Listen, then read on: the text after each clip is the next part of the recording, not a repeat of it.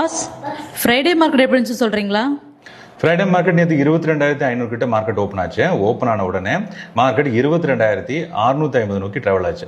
நம்ம ஏற்கனவே சொல்லியிருந்தோம் 22,650 கிட்ட மார்க்கெட் வந்தா மார்க்கெட் ஃபால் ஆகும்னு சொல்லியிருந்தோம். அதே மாதிரி 22,633 வந்ததுக்கப்புறம் அங்கிருந்து ஃபால் ஆக ஆரம்பிச்சிருச்சு.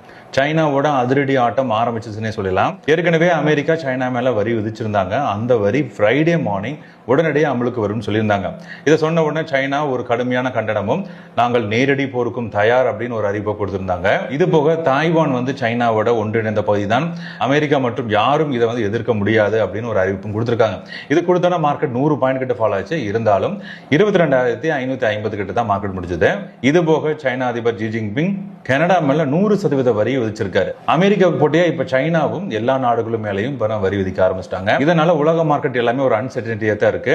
வாங்க நம்ம சார்ட்டை செக் பண்ணி பார்க்கலாம். இந்த காலையில் 22,500 call and put option load பண்ணிருப்போம். இப்போ பாத்தீங்கன்னா ஃபர்ஸ்ட் நமக்கு ஒரு புட் ஆப்ஷன்ல பை விழுந்துச்சு. வந்த உடனே அடுத்த கால் ஆப்ஷனுக்கு அந்த பொசிஷன் மாறிடுச்சு. இந்த இடத்துல நீங்க புட் ஆப்ஷன் பை பண்ணியிருந்தீங்கனாலும் அதே ரேட்ல தான் எக்ஸிட் கிடைச்சிருக்குது. எக்ஸிட் ஆனதுக்கு அப்புறம் நம்ம கால் ஆப்ஷன்ல 172 என்ட்ரி பண்ணிருக்கணும்.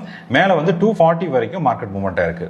இந்த புது அப்டேட்ல எம்எஸ்சியோட call and put power indicator add பண்ணிருக்கோம். இப்போ நீங்க செக் பண்ணி பாத்தீங்கன்னா 22,500ல நமக்கு ஹெவி பையிங் இருக்கு. புட் ஆப்ஷன்ல நம்ம ஹெவி செல்லிங் வச்சிருக்காங்க.